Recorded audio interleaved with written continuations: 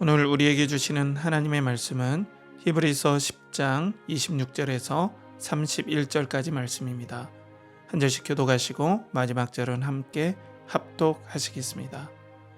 우리가 진리를 아는 지식을 받은 후 짐짓 죄를 범한 즉 다시 속죄하는 제사가 없고 오직 무서운 마음으로 심판을 기다리는 것과 대적하는 자를 태울 맹렬한 불만 있으리라. 모세의 법을 폐한 자도 두세 증인으로 말미암아 불쌍히 여김을 받지 못하고 죽었거든. 하물며 하나님의 아들을 짓밟고 자기를 거룩하게 한 언약의 피를 부정한 것으로 여기고 은혜의 성령을 욕되게 하는 자가 당연히 받을 형벌은 얼마나 더 무겁겠느냐. 너희는 생각하라. 원수 갚는 것이 내게 있으니 내가 갚으리라 하시고 또 다시 주께서 그의 백성을 심판하리라 말씀하신 것을 우리가 아노니 살아계신 하나님의 손에 빠져 들어가는 것이 무서울진저. 아멘. 이 시간 하나님은 우리를 버리지 않습니다 라는 제목으로 하나님 말씀 선포하실 때 많은 은혜 받으시기 바랍니다. 그리스도를 동경하고 그리스도를 연결하라. 연결하는 교회 성도 여러분, 한 주간 평안하셨습니까? 오늘은 하나님은 우리를 버리지 않습니다 라는 제목으로 히브리서 10장 26절에서 31절까지 말씀을 가지고 여러분들과 함께 은혜의 말씀 함께 나누겠습니다. 요즘 이 말씀이 이제 배교에 대한 두 번째 히브리서의 경고거든요. 그런데 이 말씀이 이제 구원의 확신이 없거나 또 여러 가지 구원에 대해서 불안한 사람들에게 이 말씀을 읽으면 엄청나게 스트레스를 받는 말씀이긴 해요. 그런데 저도 사실 청년회 때 이 말씀을 깊이 이해하지 못했을 때는 엄청나게 이 말씀을 읽을 때마다 은혜의 말씀인데 스트레스를 많이 받았습니다. 그런데 제가 목회를 하고 이렇게 사역을 같이 해보니까 또 말씀을 연구해 보니까 그런 말씀이 아니에요. 구원받는 자들을 향한 경계의 말씀이고 그들을 격려하는 오히려 좀 역설적인 그런 말씀임을 더욱더 확인하게 되었습니다. 오늘 말씀의 정황은 히브리서 공동체 내에 계속해서 예수 그리스도에 대한 배교의 일들이 일어났던 것 같아요. 그래서 유대인 기독교인들이 우리가 계속 나눴던 것처럼 계속해서 유대인 공동체로 이제 핍박에 못 이겨서 가는 상황이 있죠.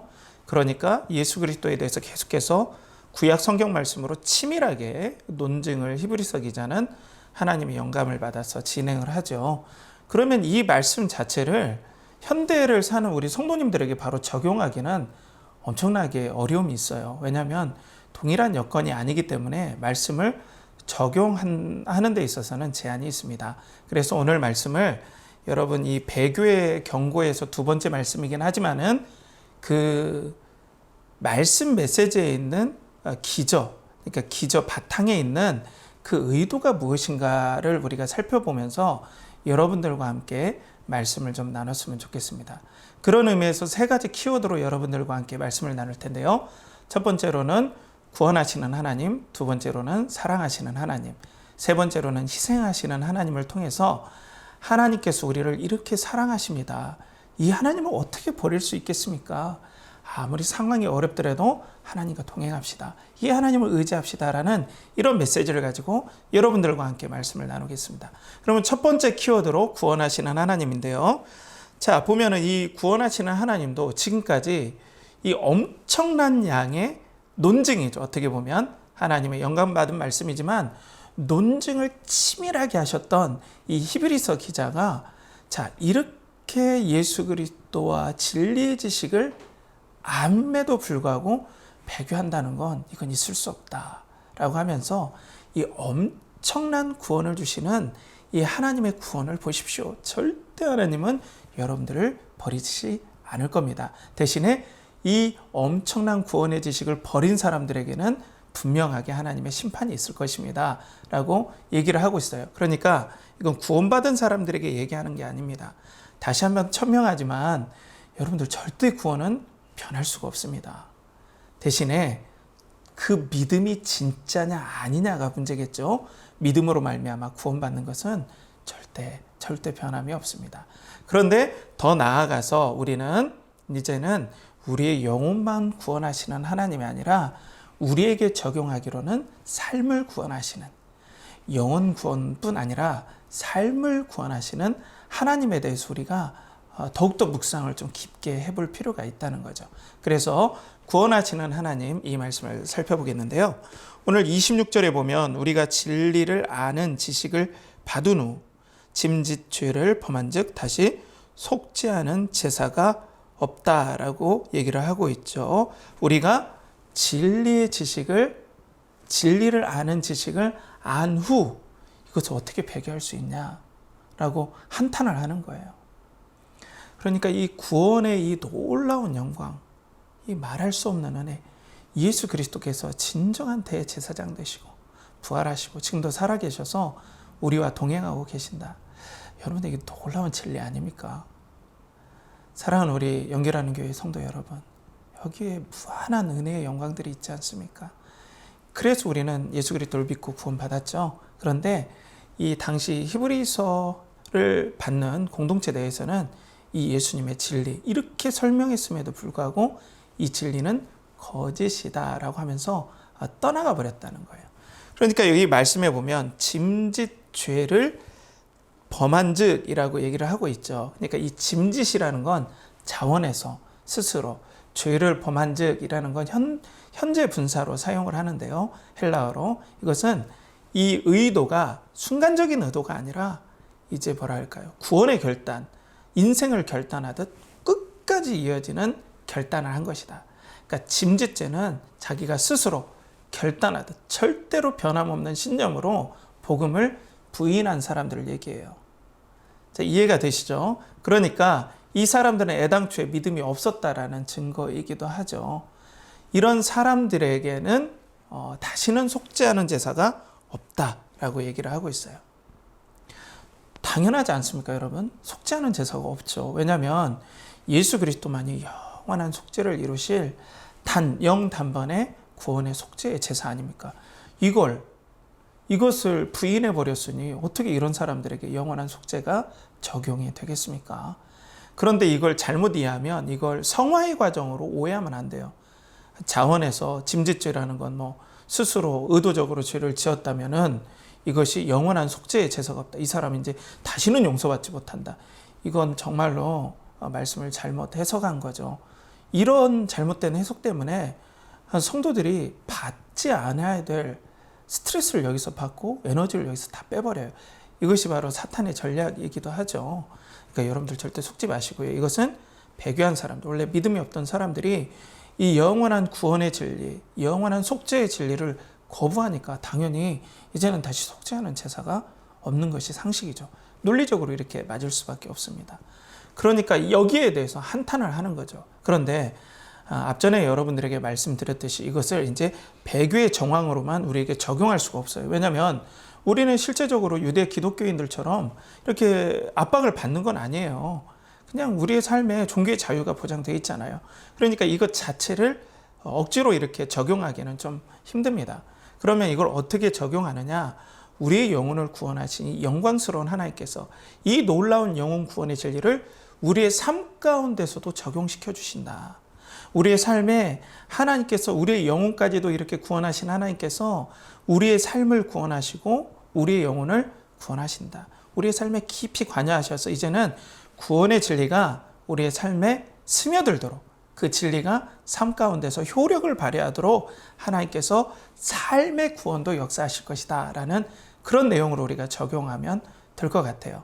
그러면 우리 삶 가운데 어떤 부분에서 적용이 될까요? 이 구원의 부분이, 이 구원의 은혜가 우리의 삶의 어떤 부분에서 힘과 은혜를 줄까요? 또 능력을 줄까요? 저는 생계의 부분인데 이 돈에 관련된 부분인 것 같아요. 그래서 히브리서 기자도 이 교리에 대해서 쭉 논증을 한 다음에 또 11장, 12장 이 믿음의 장들 또 경계의 장을 벗어난 다음에 13장에 이제 진짜 삶에 적용하는 이 장에 바로 이 돈에 대해서 경계를 하는 부분이 나와요. 우리 함께 볼까요? 이 말씀이 히브리서 13장 5절인데요. 돈을 사랑하지 말고 있는 바를 족한 줄로 알라.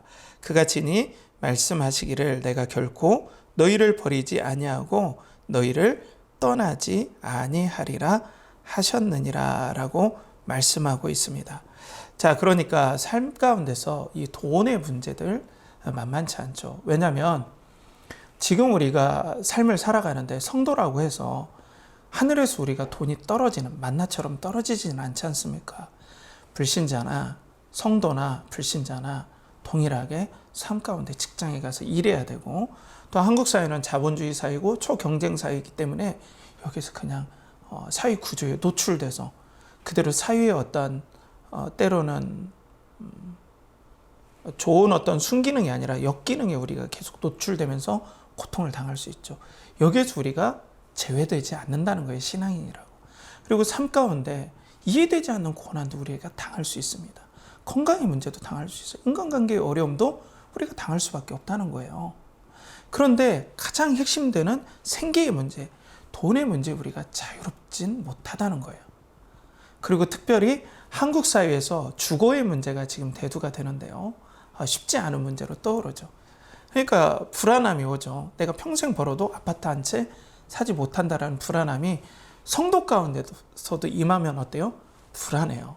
그런데 오늘 말씀이 어떻습니까? 이 구원해 주신 하나님께서 우리의 삶 가운데 동행하시고 또 우리 삶 가운데 도와주시고 천국 백성의 철로 역정의 길을 갈 수 있도록 하나님께서 우리를 버리시지 않는다. 끝까지 함께 하신다. 어려우면 어려운 대로, 또 형통하면 형통한 대로 전혀 마음에 낙심되지 않게 소망을 품고 하나님 백성답게 하나님께서 우리를 구원하시고 삶에 구원이 적용되도록 우리와 동행하실 것이다 라고 오늘 얘기를 하시는 거죠. 사랑하는 성도 여러분, 그렇기 때문에 우리는 세상 사람들처럼 방황하지 아니하고 이 구원의 주님을 굳게 붙잡아야 됩니다. 돈을 붙잡음으로 우리가 평안을 누리는 세상의 방식이 아니라, 돈은 유용하지만 이런 것으로 평안을 누리는 것이 아니라 주께서 나와 함께 하심이 되게 복이라는 그 믿음의 고백을 가지고 그 주님 때문에 말할 수 없는 평강을 누리고 그 구원의 주님이 나의 삶 가운데까지 함께 하시고 동행하신다라는 말할 수 없는 안정감을 우리가 누려야 된다는 거죠. 이게 믿음이 필요합니다, 여러분. 그런데 이게 믿어지면요, 진정한 자유함이 임합니다. 이게 성도의 비밀인데 여기까지 가지 못하면 얼마나 안타깝겠습니까? 이 놀라운 구원의 은혜를 주신 우리 그리스도께서 여기까지 삶 가운데 이 은혜를 주시도록, 이 놀라운 비밀을 주시도록 우리를 인도하셨는데 여기까지 우리가 못 간다면 얼마나 안타깝습니까? 그래서 시편 기자가 이렇게 말씀하시죠. 시편 73편 28절에 하나님께 가까이함이 내게 복이라. 내가 주 여호와를 나의 피난처로 삼아 주의 모든 행적을 전파하리이다 라고 감격하며 얘기하고 있어요. 이 구원의 하나님이 나와 함께 하시니 말할 수 없는 복입니다. 여러분, 이런 고백이 여러분 가운데 있길 축복합니다. 그리고 요즘에 그 금낭묘계라는 금낭묘계라는 이 비단 주머니에 있는 계책이라는 이런 말이 좀 유행이 돼서 저도 좀 이렇게 생각이 났어요. 근데 이것은 뭐냐면 제갈량이 조자룡에게 위험에 처해 있을 때 비단 주머니에 있는 이 계책을 열어서 보면 너를 도와줄 것이다 라는 거죠. 그래서 삼국지에 보면은 정말 그걸로 도움을 받아요. 그게 사실인지 아닌지 모르겠지만, 그러면 여러분, 이 비단 주머니보다 우리 주님께서 감히 제가 말씀드립니다. 어떻게 이 비단 주머니에 도움마저도 도움 정도도 못할 정도로 우리 주님의 도우심이 그렇게 약할 수 있겠습니까? 구원의 놀라운 역사, 생명을 구원하신 우리 아버지께서 어찌 이 비단 주머니 하나의 도움조차 못 되는 그 정도의 도움을 우리에게, 제가 말이 꼬이는데 죄송해요. 그 정도 도움을 못 주겠습니까? 더 놀라운 도움을 주지 않겠습니까? 여러분, 우리 주님을 바라봅시다. 구원의 주님을 바라봅시다, 여러분. 구원의 놀라운 영광은 삶 가운데 이렇게 역사할 수 있습니다. 우리 아버지 하나님은 위대하십니다. 천하 만물을 창조하신 하나님께서 우리를 구원하셨는데 삶 가운데 이게 왜 적용이 안 되겠습니까? 여호와를 바라봅시다. 주님과 동행합시다. 그래서 우리 삶 가운데 돈으로 걱정되고 어려움이 있지만 그때마다 비단 주머니는 비교도 안 되는 하나님의 놀라운 도움, 동행하시는 놀라운 축복, 어려우면 어려울 때 도와주시고 또 형통하면 형통한 대로 함께 해주셔서 이 철로의 역정의 길, 믿음의 길을 온전히 걷게 하시는 그 하나님을 우리가 바라봤으면 좋겠습니다. 그런 은혜, 그런 믿음의 담력, 또 구원하시는 그 우리 삶 가운데 적용되는 그 은혜가 여러분들과 함께 하길 간절히 축복합니다. 두 번째로는 사랑하시는 하나님이신데요. 이 내용들은 어떻게 전개가 되냐면 심판의 반대는 사랑이에요. 그러니까 심판의 두려움 때문에 하나님에 대한 사랑에 확신이 없기 때문에 우리에게 두려움이 임하는 거거든요. 하나님이 나를 정말 사랑하시고 심판에서 건지셨다는 확신이 없으면 두려움이 임해요. 그런데 거꾸로 이 구원에 대한 완전한 확신, 하나님의 은혜에 우리가 젖어든다면 하나님의 사랑 가운데 우리는 어떤 인생의 어려움도 뚫고 나갈 수 있다. 그런데 이게 이제 배교의 말씀과 연결돼서 여러분들과 함께 나눌 겁니다. 그러면 오늘 27절에 보면 오직 무서운 마음으로 심판을 기다리는 것과 대적하는 자를 태울 맹렬한 불만 있으리라 라고 얘기를 하고 있어요. 자, 이게 무슨 말씀이냐면 아까 말씀드린 이 배교자들, 예수 그리스도의 구원하심, 참 사람으로 오시고 영원한 대제사장 되셔서 영 단번에 우리에게 속죄의 은혜를 주신 그 진리를 거부했던 사람들에게는 이제 뭐가 기다리겠습니까? 예수님께서 심판받으신 그 심판을 거부했기 때문에 자기가 심판을 받는 거예요. 그래서 무서운 심판을 기다리고 있다라고 하는 거예요. 근데 더 무서운 건 뭔지 아십니까, 여러분? 이 무서운 심판을 정작 받아야 될 사람들은 모른다는 거예요. 정작 받아야 될 사람들은 이 심판이 무서운지를 모른다는 게 더 무서운 거예요. 이게 정말 아이러니입니다, 여러분. 자, 그래서 이런 무서운 심판이 올 텐데 이 원어적으로 보면은 이 대적자를 태울 맹렬한 불만 있으리라 하잖아요. 이 맹렬한 불이 피로스 젤로스예요. 그러니까 이 젤로스니까 이 질투하는 불. 하나님의 사랑을 배반한 이스라엘 백성을 향해 하나님께서 사랑을 배반하는 자에게 엄단하셨던 그 심판의 불이 임할 것이다 라는 거죠. 여기에서도 어떤 사랑을 배신한 어떤 정황들이 보인다는 거죠. 그러면 여러분들, 자, 우리는 예수 그리스도의 십자가의 보혈로 말미암아 예수 그리스도의 영 단번의 희생으로 말미암아 심판에서 멀어졌어요. 멀어진 게 아니라 아예 벗어났죠. 그리고 하나님의 사랑 안에 영원히 거하는 거예요. 이제부터는 예수 그리스도를 사랑하시는 하나님 사랑이 합법적으로 예수 그리스도의 의가 우리에게 믿음으로 말미암아 전가되었기 때문에 합법적으로 우리는 하나님의 사랑을 영원히 받을 근거, 자격을 얻게 되었어요. 그러니 이제는 하나님께서 우리에게 시작하시는 모든 첫 출발은 사랑이 아닐 수가 없어요. 사랑 아니고서는 시작할 수가 없다는 거예요. 얼마나 놀라운 진리입니까, 여러분? 얼마나 은혜입니까? 하나님이 우리에게 시작하는 모든 건 사랑에서밖에 시작할 수 없다는 이 놀라운 진리가 얼마나 영광스럽습니까, 여러분? 그런데 거꾸로 심판을 당한다면 두려움밖에 없는 거예요. 이 사랑에서 벗어났다는 것. 더 무서운 심판이 기다리고 있는 거죠. 배교의 심판이죠. 그런데 우리에게 믿는 자들이라면, 성도라면 이걸 곧바로 적용할 수가 없어요. 특별히 우리 정황에서는. 그렇다면 자, 우리에게 하나님께서는 모든 일을 사랑으로 대해 주십니다. 이게 우리 삶 가운데 적용돼야 돼요. 그런데 앞에서도 말씀드렸듯이 우리의 삶이 만만합니까? 정말 쉽지 않잖아요. 성도라고 고난에서 제외되지 않아요. 정말 성도라고 고난에서 제외된다는 그런 설교자를 만나면 제가 단언컨대 그런 분들에게서는 나오시면 됩니다. 그냥. 그건 거짓말이에요, 여러분. 성도라고 삶의 어려움에서 제외되는 게 아닙니다. 이 땅에서 피땀 흘려야 되고 또 눈물을 쏟아야 되고 또 콩죽과 같은 땀을 흘리며 이 땅의 삶을 일궈야 돼요. 자, 그런데 여러분들은 잘 보세요. 여러분들 번지점프라든지 스카이다이빙 하잖아요. 번지점프 저는 해본 적은 없지만 무섭더라고요, 보기만 해도. 가느다랗지는 않지만 굵은 이 고무줄에 매달려서 거의 30m의 높이에서 뛰어내리더라고요. 그 줄에 의지해서. 근데 이 줄이 안 끊어진다라는 믿음이 있기 때문에 그것이 어떤 액티비티, 오락으로 변하는 거예요.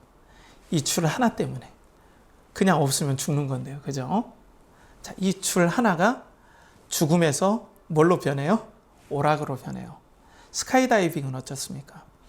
고공, 1000m, 2000m에서 뛰어내려요. 그런데 그 숙련된 수천 번 뛰어내린 그 코치가 이 사람을 껴안고 뛰어내려서 이 코치와 함께 고공에서 계속해서 낙하한 다음에 일정 시간이 됐을 때 낙하산을 쫙 펴니다. 자, 이 코치 아니면 그냥 죽음이죠, 여러분들. 그런데 이 코치 하나 때문에 액티비티, 이게 레저로 변한다는 거죠. 자, 그러면 우리의 삶 가운데 이 높은 30m에서 추락하는 것과 같은 일생일대의 어려움들을 당할 때가 얼마나 많습니까? 하늘에서 그냥 아무것도 없이 뛰어내려지는 것 같은 무한한 공포와 삶의 두려움이 얼마나 많나요? 그런데 오늘 하나님께서 심판하시는 하나님을 뒤돌아보면 영원히 우리를 사랑하신 심판을 면하게 해주시고 그 뜨거운 질투의 불길까지 일으킬 정도로 사랑하셨던 그 하나님께서 우리를 그렇게 사랑하시는데 그 하나님이 우리와 동행하시고 우리 손을 붙잡아 주시고 우리 인생길에 함께 하시고 어떤 일을 섭리하든 사랑으로 시작하시는 그 하나님이 함께 하신다면 우리에게 진정으로 평강의 비밀이 있지 않겠습니까? 그래서 우리를 사랑하시는 그 하나님이 얼마나 우리 삶 가운데 든든한 반석이 되겠습니까? 사랑하는 우리 연결하는 교회 성도 여러분, 사람 믿지 마십시오. 그리고 돈도 믿지 마십시오. 오직 우리에게 영원히 함께 하시고 끝까지 사랑을 변치 않는 분은 우리 아버지 하나님밖에 없습니다. 그래서 우리는 심판을 두려워하지 않습니다. 요한일서 4장 18절에 이렇게 나오죠. 사랑 안에 두려움이 없고 온전한 사랑이 두려움을 내쫓나니 두려움에는 형벌이 있음이라. 두려워하는 자는 사랑 안에서 온전히 이루지 못하였느니라 라고 말씀하죠. 그러니까 심판은 이 사망의 두려움 그리고 하나님의 진노의 두려움 때문에 계속해서 어때요? 사랑을 이루지 못한 사람들이 느끼는 감정들이죠. 그런데 우리가 거꾸로 하나님의 사랑 안에 은혜 안에 거한다면 우린 말할 수 없는 기쁨과 평강을 누릴 수 있다는 거죠. 우리 삶 가운데 우리를 사랑하시는 하나님이 동행하십니다. 여러분들 그걸 우리는 믿음으로 바라봐야 되죠. 그러니까 우리 신앙이 약해질수록 하나님의 임재의식이 약하니까 너무나 세상이 두려운 거예요. 그런데 하나님과 계속해서 하나님과 가까이함이 내게 복이라. 하나님과 가까이함이 내게 복이라. 이렇게 가까이 하는 사람들이 하나님의 사랑을 느끼고 그러니까 어때요? 고공에서 낙하하는 것 같지만 우리 하나님께서 나와 함께 하신다라는 그 사실이 믿어지니까 그러니까 이 삶 가운데서 용기를 내서 다시 발걸음을 내딛는 거죠. 여러분 변화무쌍한 이 한국 사회에서 하나님이 여러분과 함께 하신다는 그 사실을 믿고 여러분들 믿음으로 반응하고 그 하나님의 사랑을 확신하며 하나님과 동행하는 우리 연결하는 교회 성도님들 되시길 축복합니다. 세 번째로는 희생하시는 하나님이에요. 희생하시는 하나님인데요. 오늘 말씀이 어떻게 전개가 되냐면 하나님께서 이렇게 희생하시는 구원의 주를 이 땅에 참 제2위격 되신 성자께서 참 사람이 되셔서 십자가의 모욕을 당하시고 죽으셨고 우리를 위해 피 흘리셨는데 그 예수 그리스도의 이 순환과 희생을 모욕하고 더럽히는 자들이 어떻게 믿음이 있다고 하겠느냐 이런 책망이 있는 말씀이거든요. 그리고 그 예수 그리스도의 그 피 흘리심을 적용케 하시는 은혜의 성령을 모욕하는 자들에게 어떻게 믿음이 있다 하겠느냐, 어떻게 구원이 있다고 하겠느냐 이 말씀으로 이제하면서 배교의 경계를 하는 말씀이에요. 그런데 거꾸로 그러면 이 정도로 아들을 보내주시고 희생하신 하나님이 너희와 함께 하는데 이 하나님을 어떻게 버릴 수 있겠느냐, 이 그리스도를 어떻게 부인할 수 있겠느냐, 이런 거죠. 이렇게 우리를 위해서 희생하시는 주님이 여러분들과 함께합니다 라는 거죠. 자, 그런 관점에서 말씀을 보시면 이해하기가 쉬울 것 같아요. 그래서 오늘 28절에 보면 이제 심판의 엄중함을 얘기를 하는 거예요. 28절에 보면 모세의 법을 피한 자도 두세 증인으로 말미암아 불쌍히 여김을 받지 못하고 죽었거든 이라고 했죠. 그러니까 이전에 모형적인, 율법은 모형인데 예수 그리스도에 나타나실 것, 이런 부분들을 모형적으로 보여주는 건데, 이 예수 그리스도의 구원을 모형적으로 보여주는 이 율법에서 나타난 법에서 잘못을 했을 때 두세 명의 증인만 있어도 죽임을 당했다. 그런데 이 엄청난 구원의 증거를 가진 여러분들이 구원을 배신하고 또 믿음을 배신한다면 그 심판은 반드시 임할 것이다 라는 거죠. 그걸 이제 말씀을 좀 건너뛰어서 제가 말씀드릴 텐데요. 30절, 31절에 좀 건너뛰겠습니다. 그리고 29절은 제가 다시 말씀드릴게요. 30절에 보면 원수 갚는 것이 내게 있으니 내가 갚으리라 하시고 또다시 주께서 그의 백성을 심판하리라 말씀하신 것을 우리가 아노니 살아계신 하나님의 손에 빠져 들어가는 것이 무서울진저라고 얘기를 하고 있어요. 그러니까 하나님께서 어떻게 보면 원수 갚는 것이 내게 있으니 내가 갚으리라, 이 말씀은 배교자를 향한 하나님의 엄중한 심판이 있을 것이다 라고 얘기를 하는 거지만, 어떻게 보면 배교자도 죄인 가운데 있는 거죠. 그러니까 모든 죄인들에게 하나님께서 엄중한 심판을 하실 것이다. 이 하나님의 심판의 두려움을 알아라. 이건 거꾸로 뭐예요? 이 심판을 해결해 주시기 위해서 아들을 보내시고 피 흘리게 하시고 또 우리에게 그 희생의 은혜를 보여주신 하나님을 어떻게 잊을 수가 있느냐 라고 계속해서 강조를 거꾸로 하는 거예요. 그게 이제 29절에 정확히 나오는데요. 하나님의 아들을 짓밟고 자기를 거룩하게 한 언약의 피를 부정한 것으로 여기고 라고 먼저 전반부에 얘기를 하죠. 그러니까 이 하나님께서 예수 그리스도를 이 땅에 제2격 성자를 참 사람으로 보내셔서 십자가에서 진짜 우리를 위해서 제물로 삼으신 거예요. 그런 희생을 하신 거예요, 여러분. 그리고 피를 흘리신 거예요. 정말 피를 흘리셨습니다. 이런 희생이 어디 있습니까? 여러분, 이런 희생이 어디 있겠습니까? 또 그 희생에 자원하신 예수 그리스도, 이런 희생이 어디 있겠습니까? 그런데 이 희생이 분명하게 보임에도 불구하고 이걸 부정하다 여긴 거예요. 이거는 그냥 죄인이 죽은 거다. 예수 그리스도는 죄인이다. 이렇게 예수님을 모욕했다는 거예요. 그러니까 애당초에 믿을 마음이 없이 갈등하다가 나중에 나가면서 그렇게 자기가 믿음 없음을 내보인 거죠. 이것이 짐짓죄라는 거예요. 자원에서. 끝까지 이건 변하지 않는 그런 결단으로 그런 불신앙을 고백해버린 거죠. 희생을 모욕한 거예요. 그리고 두 번째로는 이 성령에 대해서 말씀을 하세요. 29절 후반부에 은혜의 성령을 욕되게 하는 자가 당연히 받을 형벌은 얼마나 더 무겁겠느냐 너희는 생각하라 라고 얘기를 하죠.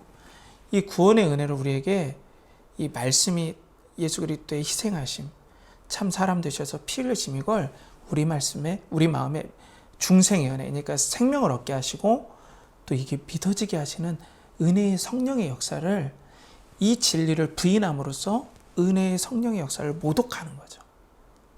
이게 성령 모독죄와 이제는 연관이 된다고 볼 수 있어요. 그러면 여러분들 보세요. 예수님의 희생을 완전히 거짓 것으로 알죠. 그 희생을 전해주시는 은혜로운 성령의 역사도 거짓이라고 부인을 하는 자들에 대한 엄중한 심판을 얘기를 해요. 그러면 이걸 이제 우리 믿는 우리들에게 적용시키면, 이렇게 희생하시는 주님이 여러분과 있는데 어찌 동행하지 않을 수 있습니까? 라는 거죠. 이렇게 우리를 위해서 피를 흘리신 주님이 지금도 부활하셔서 손에 못자국과 옆구리에 창자국이 있는 이 주님께서 우리와 동행하시는데 어찌 우리가 주님을 부인할 수 있겠습니까? 더 우리가 넓혀볼까요? 이 희생의 주님께서 여러분들의 삶에 함께 하시는데 어떻게 우리가 주님을 잊겠습니까? 어떻게 이 주님을 부인하겠습니까? 어찌 이 주님께서 우리를 버리시겠습니까? 사랑하는 우리 연결하는 교회 성도 여러분, 이 주님께서 여러분들과 이 희생의 마음을 품고 영원히 여러분들과 동행하십니다. 그분이 우리의 주님이십니다. 참 희생이라는 이 가치는 너무 소중한 것 같아요. 만약에 이 사회가 서로 희생한다고 생각해 보세요. 얼마나 평안하겠어요. 얼마나 안심이 되겠어요. 내가 아는 사람도 아닌데 희생의 마음을 가지고 모두 다 함께 산다면 정말 천국이겠죠. 그죠? 그런데 요즘 사회는 어때요? 점점 개인화되고 남들을 위해서 희생하기보다는, 공동체를 위해서 희생하기보다는 이제는 내가 행복하지 않으면 절대 발 한 짝도 떼지 않는 그런 시대에 살다 보니까, 물론 이게 이제 동전의 양면처럼 이게 좋은 점도 있고 나쁜 점도 있지만 너무나 삭막해져 가는 건 사실이에요. 이렇게 삭막할 때 우리를 위해서 희생을 아끼지 않는 마음으로 늘 동행하시는 주님께서 우리와 함께 하신다. 이건 복음 중에 복음입니다. 그 주님이 여러분들의 직장과 여러분들의 인생과 가정과 인간관계에서 함께 하신다. 이 놀라운 기쁜 소식이 어디 있습니까? 여러분들, 그러니까 이 희생하시는 주님을 우리 잊지 맙시다. 여러분들, 그 체르노빌 원전 폭파 사고를 알 거예요. 이전에 오래된 사건인데요. 소련이라는, 그러니까 지금 러시아 전에 공산국가였던 소련에 이 체르노빌 지방에 있는 원전이 폭파했어요. 체르노빌 원전 4, 5기가 폭발을 했죠. 그때 당국이 무능했다라는 평가를 해요. 이거 빨리 조치를 잘 못했는데, 그 무능한 당국의 무능함이 있었음에도 불구하고 그래도 빨리 이게 막았던 이유는 먼저 투입된 28명, 200명, 300명 가까운 군인과 소방수들의 희생이 아니었다면 이건 불가능했다라고 그래요. 여기에 대한 평가는 여러 가지로 많겠지만 그래도 생명을 걸고 희생을 했기 때문에 그 엄청난 사고가 그만큼 해서 지금 닫아진 거라는 거죠. 지금도 이분들 중에 28명은 바로 돌아가시고요, 이후에. 그리고 200명은 중증을 앓다 돌아가셨고, 또 수많은 사람들이 이 피폭 때문에 사망을 한 거다라고 얘기를 하고 있어요. 그런데 그때 이 200명, 300명 되신 분들이 희생하지 않았다면 이건 걷잡을 수 없는 엄청난 재앙이 됐을 것이다. 보통 그렇게 얘기를 하고 있습니다. 이 희생 때문에 살아갑니다. 이 사회는 움직입니다. 그러면 우리를 위해 물과 피를 쏟으셨다. 사람으로서, 참 사람으로서 인생을 다 희생하셨다. 그 주님께서 우리와 동행하시는데 어찌 이 주님을 놓고 의지하지 않고 이 땅 우리가 살 수 있겠습니까? 더 나아가서는 어찌 이 주님을 부인할 수 있겠습니까? 사랑하는 우리 연결하는 교회 성도 여러분, 그래서 여러분, 이 주님을 우리 꼭 붙잡읍시다. 주님을 절대 놓지 맙시다. 예수 그리스도의 십자가의 보혈과 그 은혜의 소중함을 생각하고 정말 나를 사랑하시는 그 하나님이 나와 동행하신다는 이 사실을 믿고 우리 끝까지 동행하는 은혜의 여러분들 되시길 간절히 바라겠습니다. 여기서 말씀을 이제 요약하도록 하겠습니다. 우리 구원하시는 하나님, 사랑하시는 하나님, 그리고 희생하시는 하나님, 이 세 가지 키워드를 가지고 이 놀라우신 하나님께서, 우리를 구원하신 하나님을 어찌 버릴 수 있겠습니까? 이 주님께서 우리 삶 가운데까지 오셔서 구원의 효력이 나타나도록 동행하시니 돈이나 상황 의지하지 말고 이 하나님 의지하고 갑시다. 이 하나님은 비단 주머니의 도움이 어찌 비교가 되겠습니까? 라는 걸 나눴어요. 두 번째로는 정말 사랑하시는 하나님. 이 심판의 두려움은 사랑을 경험하지 못했는데 이 모든 구원을 포기했던 사람들은 엄중한 두려움의 심판이 있을 거다. 이걸 뒤집어 보면 우리는 사랑 가운데 우리는 거할 수밖에 없다. 은혜의 구원은 바로 사랑 안에 거함이다. 그런데 배교는 이 사랑을 배반한 것이다 라는 것이죠. 그러면 하나님의 모든 시작은 사랑에서부터 우리에게 시작할 수밖에 없다. 이 사랑의 하나님이 우리와 동행하시는데 인생의 2000m에서 떨어지는 것 같은 공포스러운 일들, 30m에서 떨어지는 것 같은 공포스럽고 낙담되는 일들에 사랑의 하나님이 함께 하신다면 세상 사람들도 고무줄에 의지해서, 그리고 어떻게 될지 모르는 사람을 의지해서 이것을 내조로 즐기는데 우리는 레저까지는 아니어도 그래도 우리 하나님을 의지하고 용기를 낼 수 있지 않습니까? 라는 이 말씀으로 적용할 수 있다는 거예요. 마지막으로 정말로 우리와 함께 하시고 희생하시는 이 하나님을 통해서 이 하나님이 우리와 동행하시는데 우리가 어찌 이 땅의 두려움 가운데 거할 수 있겠습니까? 이 하나님 때문에 우리가 안심하고 살 수 있습니다. 그러니 이 주님 끝까지 붙잡읍시다 라는 겁니다. 사랑하는 우리 성도 여러분, 그렇기 때문에 우리는 하나님을 붙잡고 오늘 믿음으로 나가는, 절대로 하나님은 우리를 버리시지 않는다는 이 진리를 붙잡고 만만치 않은 세상에 우리가 믿음과 용기를 가지고 살아가는 여러분들 되시길 간절히 바랍니다. 한 주간도 이후에도 우리 하나님 바라봅시다. 하나님께서 보내주신 그리스도를 동경합시다. 그리고 이 그리스도를 알리는 일에 성령 충만함을 받아서 내 입술이 쉬지 않도록 합시다. 그런 은혜가 여러분들의 삶과 영혼에 충만하게 부어지길 간절히 축복합니다. 함께 기도하겠습니다. 하나님 아버지, 오늘도 은혜로 함께 하심을 감사합니다. 우리를 구원하신 하나님, 사랑하시는 하나님, 희생하시는 하나님, 그 하나님을 바라보며 하나님은 우리를 절대 버리시지 않음을 우리는 믿고 고백하였습니다. 하나님, 광야 같은 세상에 정말 주님 붙잡고 나아가는 우리 성도들을 잊지 말아주시고 힘을 주시고 용기를 허락하여 주시옵소서. 특별히 오늘 감사로서 또 11조 선교 그리고 구제로서 드린 손길들을 잊지 말아주시고 하나님께서 이 거친 광야에서 먹고 입고 마실 것들을 공급해 주시는 은혜의 통로가 되게 하여 주시고 또 내일부터 시작되는 삶의 만만치 않은 치열함 삶 가운데 용기를 얻게 하시고 힘을 얻게 하여 주시고 하나님으로 인해 두려워하지 않는 우리 연결하는 교회 성도들 되게 하여 주시옵소서. 또 그들의 가정과 삶 가운데서 늘 함께 하시고 동행하시는 은혜의 역사들, 코로나 가운데서도 보호하시는 놀라운 은혜의 역사들이 일어나게 하여 주시옵소서. 이를 간절히 바라고 권하며 이제는 우리 구주 예수 그리스도의 은혜와 하나님의 극진하신 사랑과 성령의 내주 교통하심이 하나님은 우리를 버리시지 않는다는 이 진리, 우리를 구원하시고 사랑하시고 희생하신 하나님이 우리와 동행하신다는 이 진리를 믿고 믿음의 은혜의 발걸음을 걷고자 하는 사랑하는 연결하는 교회 성도들의 영혼과 삶과 가정과 일터 위에 그리고 그들의 모든 기도 제목 위에 이제로부터 영원토록 함께 하시기를 간절히 축원하옵나이다. 아멘.